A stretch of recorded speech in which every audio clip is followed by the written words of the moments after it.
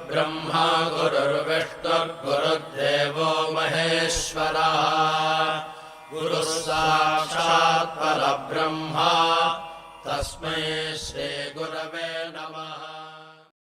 ഓം ശ്രീ സായിരാം. പണ്ഡിതനായ രാഗണപതി ഇങ്ങനെ എഴുതുന്നു: ഭഗവാൻ ബാബ അറിയപ്പെട്ടു തുടങ്ങിയ കാലം.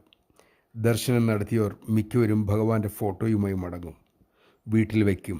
ബന്ധുക്കളോ സുഹൃത്തുക്കളോ അത് കണ്ടാൽ തിരക്കും, ഓ നിങ്ങളും സായി ഭക്തനാണോ? അതൊരു വല്ലാത്ത സ്വരത്തിലാണ് ആ ചോദ്യം. ആദ്യകാലത്തെ ഇത്തരം ചോദ്യങ്ങൾ മൂലം പല സായി ഭക്തന്മാരും ഇങ്ങനെ ചിന്തിക്കാറുണ്ട്: സ്വാമിയോടുള്ള ഭക്തി നമ്മുടെ മനസ്സിൽ പോരെ, എന്തിന് ഭഗവാന്റെ ഫോട്ടോയൊക്കെ പ്രദർശിപ്പിക്കണം, വിരലിൽ മോതിരിടണം?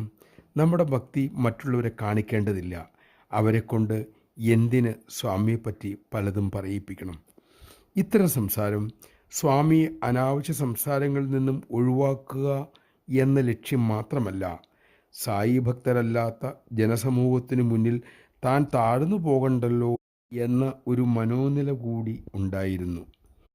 ഇങ്ങനെ ചർച്ച ചെയ്തുകൊണ്ട് രാഗണപതി ഇങ്ങനെ തുടരുന്നു: ഞാനും ഒരു കാലത്ത് ഇങ്ങനെ തന്നെ ചിന്തിച്ചിരുന്നു. പിന്നീട് എനിക്ക് മനസ്സിലായി, ഞാൻ മാത്രമല്ല മറ്റു പലരും ഇത്തരം മനോഭാവം പുലർത്തുന്നുണ്ട്. എന്തൊരു കഷ്ടമാണെന്ന് ആലോചിക്കൂ. ഇത്തരക്കാരെ സ്വാമിക്കെങ്ങനെ വഴി കാണിക്കാനാകും?